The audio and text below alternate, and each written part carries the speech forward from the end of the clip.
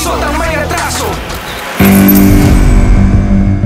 Ang mga resibong nakalap ngayong hapon. Bahay ng isang ginang sa San Miguel, Bulacan, madalas paulanan ng malalaking bato ng isang lalaki. Tatamaan ako! Pag dumugo yung ulo ko, sinasabi ko sa'yo, aray, tinatamaan ako. Ilang beses na rin daw siyang tinamaan at nasiraan ng mga kagamitan. Yung aking mga kasangkapan, kupi-kupi, basag-basag. Sino nga ba ang lalaking ito? At ano ang rason sa likod ng kanyang panggugulo? Tatamaan ako! Sa San Juan City, sunod-sunod na tilangay ang mga motorsiklong nakaparada sa kalsada noong nakarang taon. May nauuso raw na modus sa syudad kung saan sa isang iglap lang, nag-disappear na ang iyong nakapark na broom-broom sa kalsada.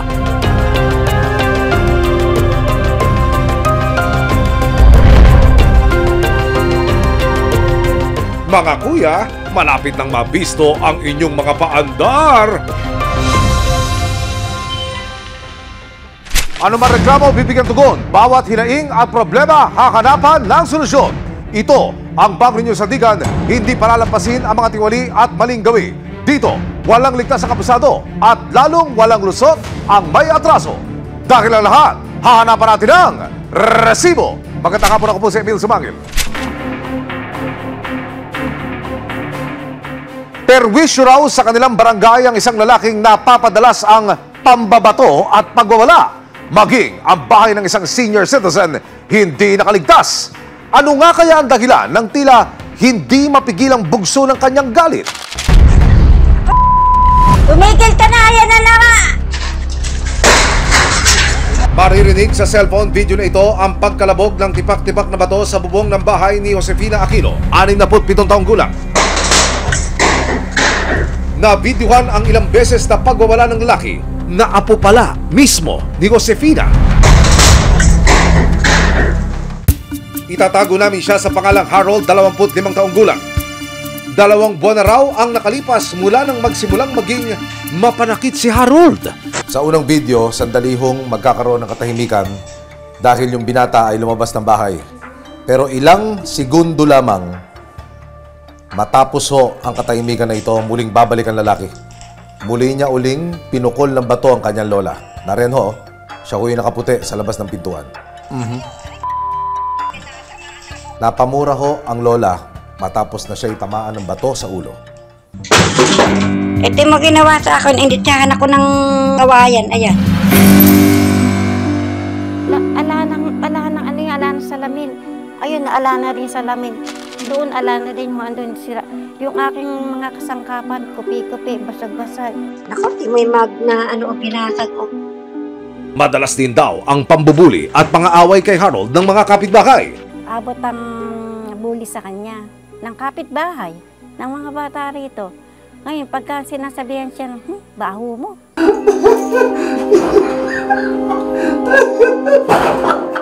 Sa tuwing naiinis o naiinip, nagagalit at nagiging mapanakit daw si Harold. Nagalit din sa pamangkin ng asawa ko.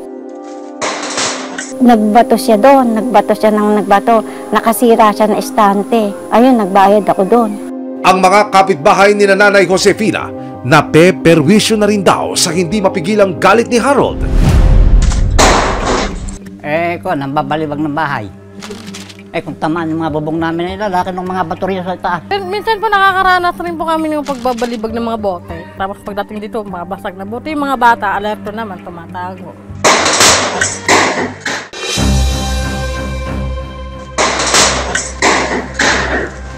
Pag dumugo yung ulo ko, sinasabi ko sa'yo, aray, tinatamaan ako, ka. Dahil sa mga hindi na makontrol na sumpong ni Harold, napilitan si Nanay Josefina na ikadena at ikulong sa kwarto ang apo. Meron ng 2 buwan ngayon. Hindi ko na pwedeng hindi ikadena kahit masakit sa kalooban ko. Dahil sinasabi nga nila, ikadena ko, ba't ko pinawawalan?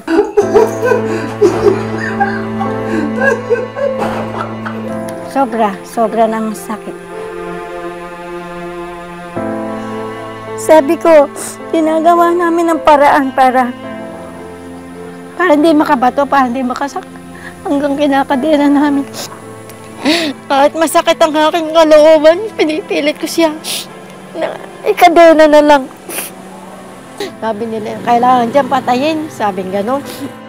Kwento ni Nanay Josefina, sanggol pa lang si Harold nang iwanan ito sa kanya ng kanyang anak. Mula noon, si Nanay Josefina na ang tumayong ama, ina at lola ni Harold sa loob ng 25 taon. Isang buwan pa lang iwan sa akin ng nanay yan. Sabi, magtatrabaho.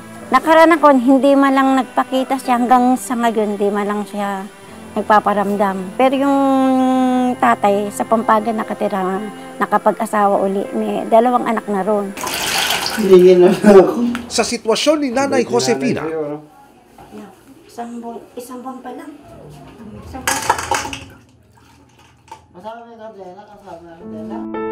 Pinapacheck up ko naman sa mental.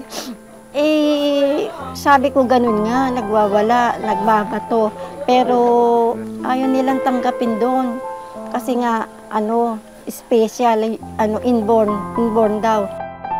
walang makapagsabi kung ano ang sakit ng apo at binigyan lang daw si Nanay Josefina ng gamot na ipapainom kay Harold bilang pampakalma. Baka kaya, hindi ko kaya inumin na lang. Yung isa para pampakalma, yung isa naman para sa isip niya. Pinapainom sa kanya. Kaso parang hindi na rin tumatalab. Ang dumi ng ulo mo, oh. Araw-araw umiikot ang oras ni Nanay Josefina sa pag-aalaga kay Harold. Pagkatapos niyang paliguan at bihisan ang apo, nangyari ang isa sa mga kinatatakutan ni Nanay Josefina. Hoy! Aalis tayo! Si Harold naglakad palabas ng kanilang bahay at hinabol siya agad ni Nanay Josefina. Halika na. Pag-uwi ng bahay, muling ibinalik ni Nanay ang kadena sa mga paa ni Harold. Hindi na matatagal. Kukuhanan ka lang. O, halika. Ang dali mo. Mahal na mahal ko, kaya nang hindi naman ako nakaranas ng ganyang hirap. Sadya, sa kanya lang. Kahit ako nahihirapan, okay lang. Inilapit ng resibo sa lokal na pamahalaan ng San Miguel, Bulacan ang hiling ni Nanay Josefina na mapatignan si Harold. Agad naman silang pinuntahan ng ilang kawani ng Municipal Health Unit at ilang social workers. Nakakatulog ka ba? Nakakatulog po ako. Maganda ka matulog, maganda ka Apo. kumain. Oo. Tapos uminom ka ng gamot mo. Apo. Pero ito po. Binigyan si Harold ng karagdagang mga gamot at tinurukan din siya ng pampakalma. Ay, okay na. Bilis. Napakabait mo na. Regular yung inom niya ng gamot. Yun ang maganda doon. Guided siya ng lola niya. Tsaka yung injection niya, monthly naman. Para lubusang maunawaan ang kondisyon ni Harold, minabuti ng resibo na patignan siya sa isang espesyalista. Mula San Miguel, Bulacan, bumiyahe ang resibo patungong Mandaluyong City. Pagdating sa klinik, sumailalim si Harold sa mga pagsusuri. Taga saan ka ba? Saan ka umuwi? Sa bukid. Sa bukid. Sino ba ang kasama mo? Ito po. Ang pangalan? Nanay ko. Nanay mo. Naturuan ka ba ni nanay mo na bumilang sa daliri mo? Apo. Sige nga, pakita mo nga sa amin kung paano. Natatakot po eh. Ba't ka naman natatakot o nahihiya? Kahit na, turuan. Say, guide kita. 1, 2, 3. Hindi siya ganong maalam sa ganito. Minsan daw, tinutukso ko ng mga kalaro mo. Then, yung pamamato sa bahay, bawal din yun. Ba't ka ba namamato ng bahay? Tinutokso po. Tinutokso. Ipinakita rin ni Nanay Josefina ang mga gamot na pinapainom niya sa apo. Ito pong gamot na to, pag ininom niya to, makokontrol po yung galaw niya. Hindi Teka po, nga. hindi na po makuha. Kung pag-inom po ng gamot, depende sa tinatawag nating body metabolic rate. Sa tulad ng apo mo, hindi na kaya nung dosage ng gamot yung body weight niya. Ibig sabihin, kailangan na nating taasan po. Ha? Base sa kanyang inisyal na obserbasyon, bukod sa developmental delay, may schizophrenia raw si Harold. Isa itong kondisyon sa pag-iisip na nakakaapekto sa persepsyon ng realidad. Maaari din itong magdulot ng pagiging agresibo at kawalan ng kontrol sa mga emosyon. Then, isa pang problema natin dito sa batang ito, o kay patient J, yung tinatawag nating level of mental retardation o yung IQ niya is napakababa sa ngayon. Kaya hindi mo talaga siya maturuan ng tama kasi based dun sa IQ niya, hindi niya ngayon malaman kung ano ang tama at kung ano ang mali. Para sa psychiatrist, hindi rin daw makatutulong na nakakadena si Harold. Isa sa mga maling gawain natin na para lang, sabi natin, nagbibigay din ng comfort sa atin. Kasi pag naitali mo yung pasyente, naikulong mo yung pasyente, is wala ka ng responsibilidad sa kanya, which is mali. Ang mga katulad nila is dapat inuunawa. Imbis na ikulong o itali natin sa bahay. Tinuruan ng espesyalista si Nanay Josefina kung ano ang mga dapat niyang gawin tuwing mangyayari ang pagwawala ni Harold.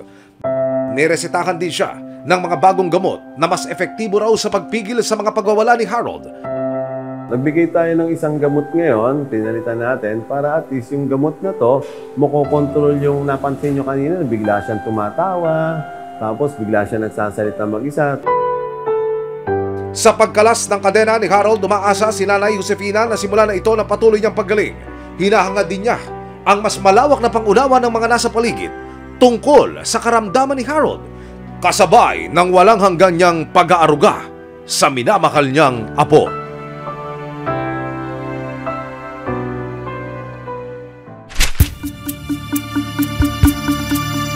Pagsapit ng dilim, umaaligid na ang ilang kalalakihan sa San Juan City na tila may inaabangan sa kalsada. Ang kanilang mga mata, bising-busy na pala sa paghahanap ng matatangay na motor na nakaparada. Malapit na kayong humarurot patungong presinto, mga kuya! Madaling araw ng December 31, 2024, dumating ang isang grupo sa harapan ng mga nakaparadang sasakyan sa Barangay 11, San Juan City, sakay ng isang motor. Bumaba ang dalawang lalaki at nagmasid sa paligid habang pasimpleng tinitignan ng isang motor. Lumilibot sila sa mga area, sa mga subdivision na kung saan naghahanap sila ng mga potential targets. At pag meron na silang nakita, especially yung mga motorsiklo na hindi nakalock yung manibela, babalik sila. Nang makumpirmang hindi nakalak ang manibela, may sinuksok ang isang lalaki sa susian ng motor. Nang mabuhay ang makina, sumakay na sila ng kanyang kasama at humarurot na palayo ng kalsada.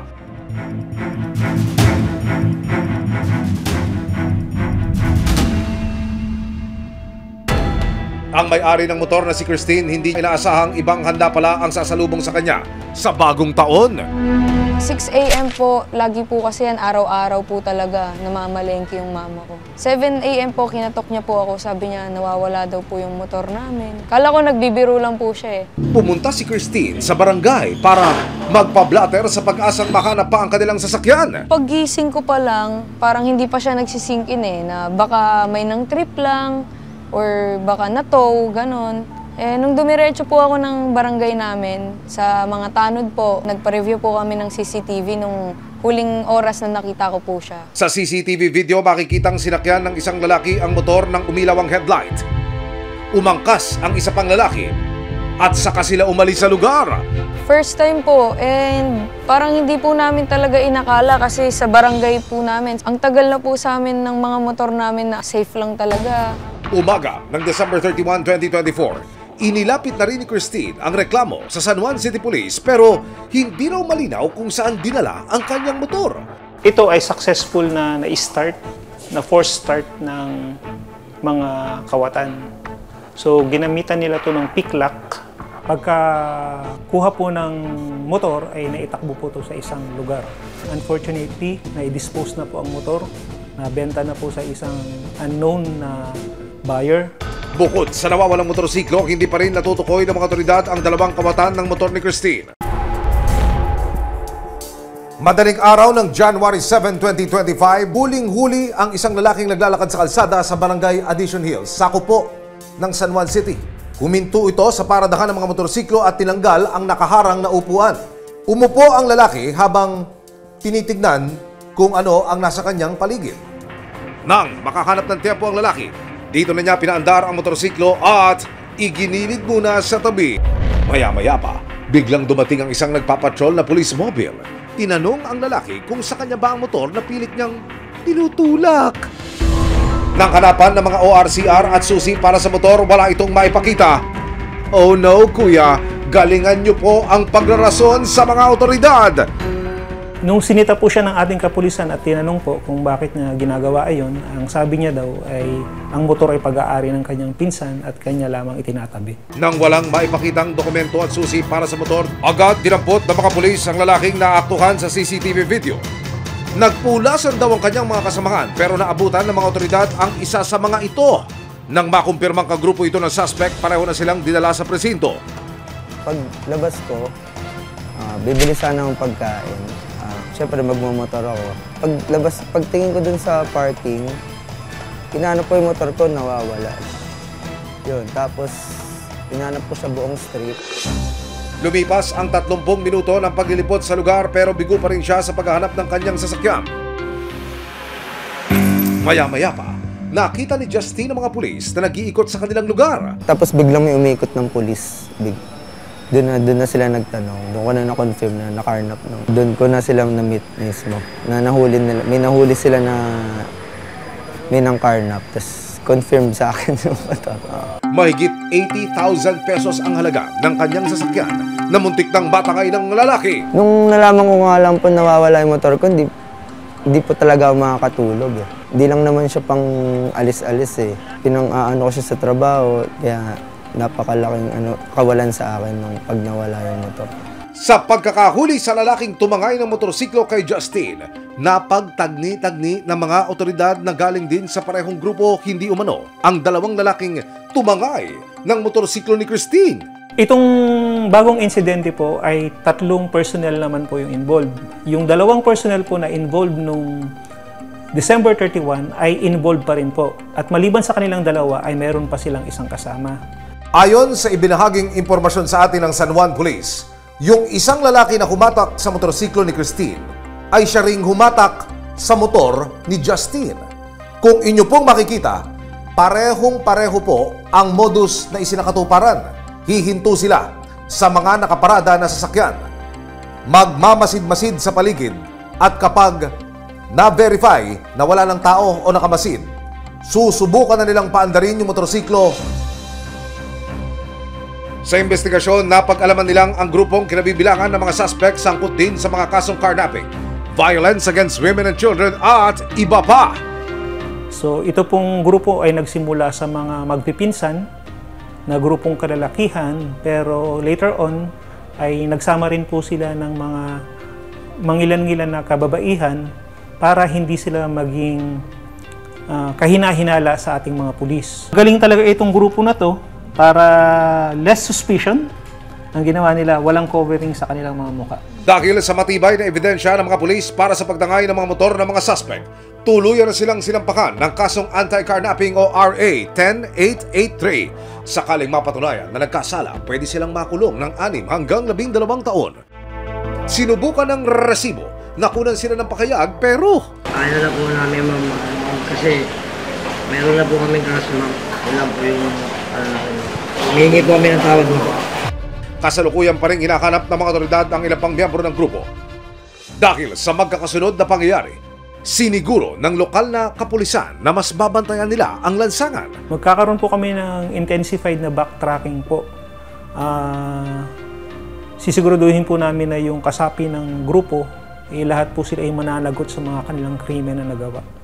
At para naman sa mga motorista, so ang may papayo po natin sa ating mga kababayan is pag nagpark po kayo ng inyong mga motorsiklo is siguraduhin nyo po na secured siya. Kapag po nakakita rin po kayo ng mga estranghero na hindi sa inyong lugar is magkaroon na rin po kayo ng konting duda. Nakalusot man sa nakaraang mga insidente ng pagnanakaw umano ang mga miyembro ng grupong kinabibilangan ng mga suspect, hindi titigil ang mga alagad ng batas at resibo na suyuri ng lansangan, tulungan ng mga nabiktima at matunton at mapanagot ang may atraso.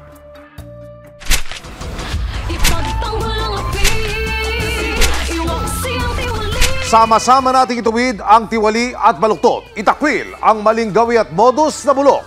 Walang ligtas ang kabisado at lalong walang lusot ang may atraso. Dahil ang lahat, hahanapan natin ang resibo. Hanggang sa muli, ako po si Emil Sumangil. May ebidensya, resibo.